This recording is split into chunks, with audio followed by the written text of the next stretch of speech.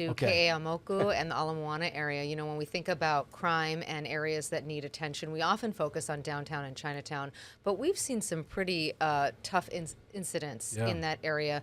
June 15th, we had the terrible stabbing of a Walmart employee at a bus stop there. Yep. We also have seen, you know, if you go on social media, there are video after video of smash and grabs, folks on bikes, Right. cruising down Makaloa Street, smashing the windows in broad daylight and taking things right out.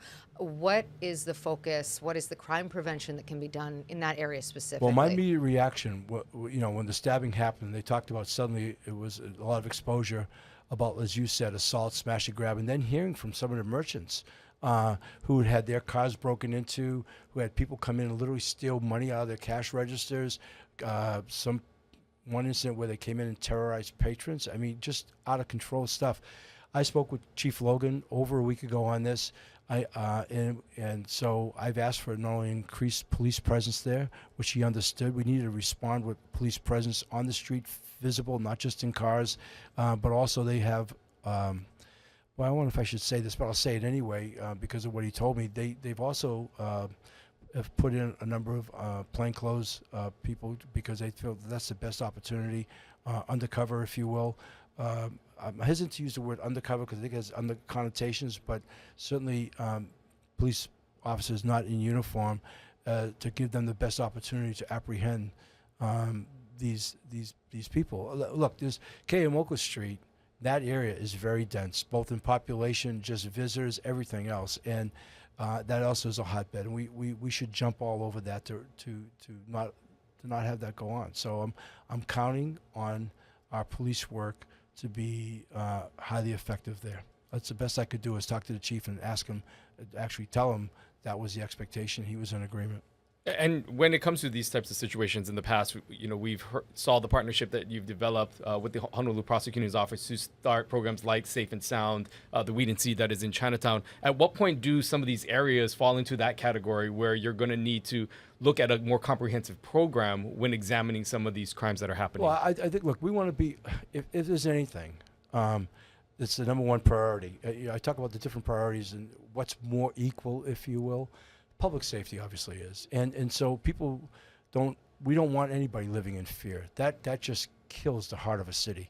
And so, yeah, I mean, whether it's Weed and Seed, Safe and Sound, and I appreciate, Ryan, you brought up the fact. I'm proud of the fact that we're able to work in a very collaborative way with the chief of police and the prosecutor's office, and even getting some real support by the judiciary as well when it comes to actually criminalizing the criminals, if you will, in some of the cases being made. And we're trying to do the very best we can.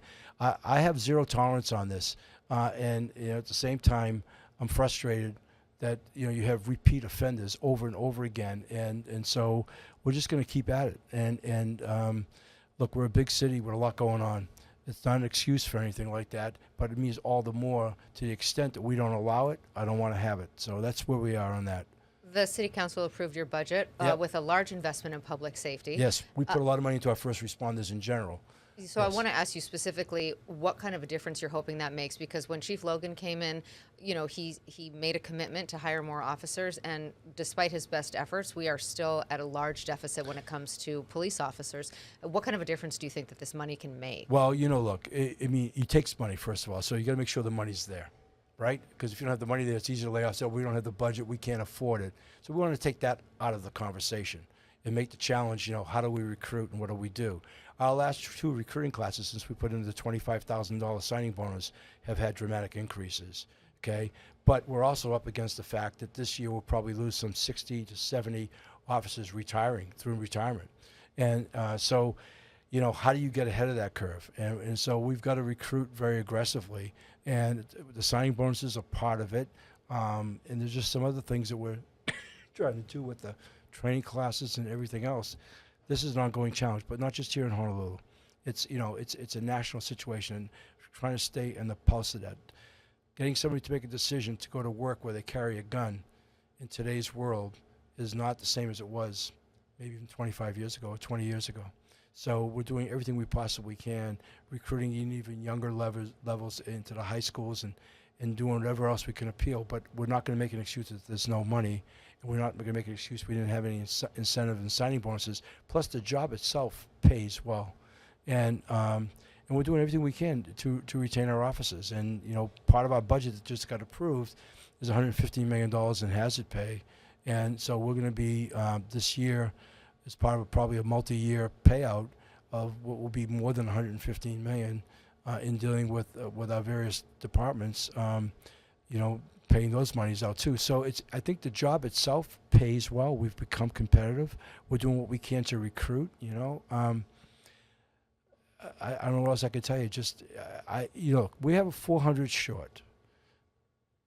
When I push them on that, what would look really, really good? If we could get 250 of that 400, we'd be in a really, really good place. The 400 would be ideal.